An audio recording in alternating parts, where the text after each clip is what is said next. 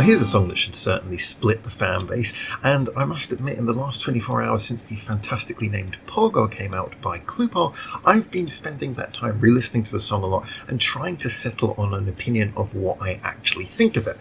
There is a lot to digest and a lot to unpack with this one. But first of all, how exactly did we get here? It's worth seeing that context to understand this song, because when band-maid's Miku first announced her pop side project CLUPPO with the song Peace and Love, I remember having two real remarks about that song. It was a good little catchy pop rock song, but it did feel a bit on the safe side, like it was more designed to ease more rocky fans of band-maid into this more pop side project sound, rather than her leaning into it. And that was my second thought, was that I did want her to lean into it. I mean, band-maid's still there, band-maid's still functioning, still doing its thing, it's safe. So if you're gonna do a side project, lean into it, make it as different as you can from band-maid, and that's really what I wanted. I wanted to see her spread those creative hat or wings. The next song, ironically called Flapping Wings, did that. It went to a much braver space. It was more playful. It went a little bit more out there, but at the same time was still catchy enough to get it on regular radio play. I heard it over the speakers very often while I was going shopping.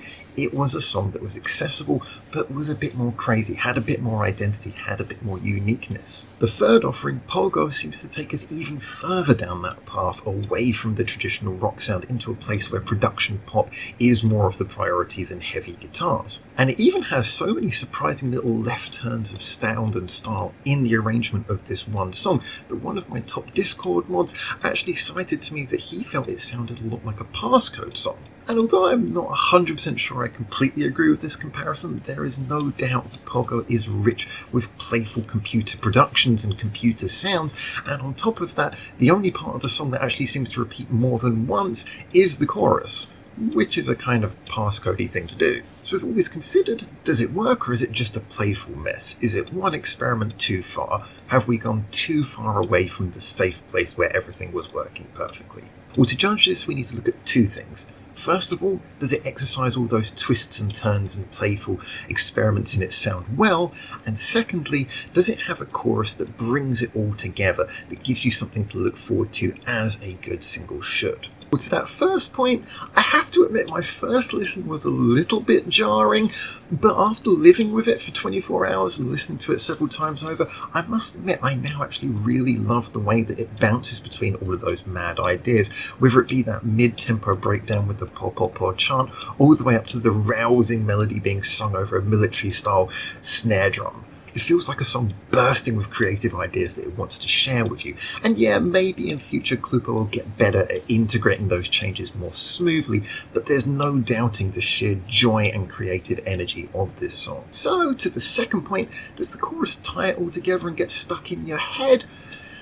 Well, kinda. Now, it's not a bad chorus at all, but it is a sort of simple pop dance pop style chorus number that if anyone who knows J-pop well will have heard before and have heard similar examples of, so it doesn't exactly stand out as being something very fresh in the way that the rest of the song does. But this is not to say it's bad. In fact, it's pretty good in the moment, and it's grown on me a lot over the last 24 hours, but I wouldn't also call it timeless. It's one of those choruses where it gets you in the right mood and the right energy when you're listening to it, but after a few days of non-listening, I would probably struggle to remember it.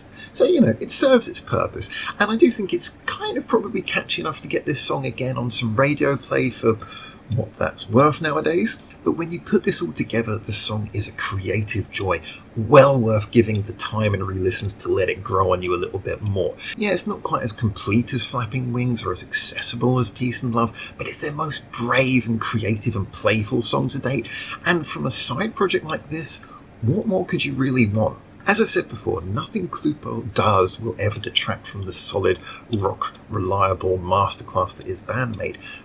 So I want it to be an experimentation zone, a zone where there's no rules, where different things can be done, where she can trip up and still fly at the same time. After all, we've got no shortage of amazing rock talents promising to give us years of great guitar songs to look forwards to. However, there's not enough of those talented artists playing around outside of that space. It's like going pop is such a fearful tarnish on a musician's reputation that what was once considered like a cash-in is now considered the last bastion of bravery for a rock artist to step over. But really, why? I mean, giving you guitar lines to a synthesizer doesn't make your songwriting worse. Swapping an effects pedal for carefully curated computer production doesn't make your sound fake. Focusing on a crazy style fusion over a guitar solo doesn't make you less serious. These are not better or worse techniques, they're just different, and all that should matter is how well you execute them. A songwriter who doesn't at least try all the tools of songwriting available to them is just baffling to me. Like a painter who refuses to paint people, or a chef who refuses to ever fry anything, or an author who'll never write a sad ending to a story. There's nothing wrong with sticking to what you know and what you're good at and maybe what your followers expect, but if you never really try to go beyond that, are you really an artist? Don't get me wrong, I know there are painters who probably would never paint people, chefs who would never fry, authors who will never write a sad ending, and yeah, their followers probably enjoy what they do, and good for them if they are. But for me, without any form of risk, without anything new ever to look forward to from your favourite artists, I could never hold them as high as I do.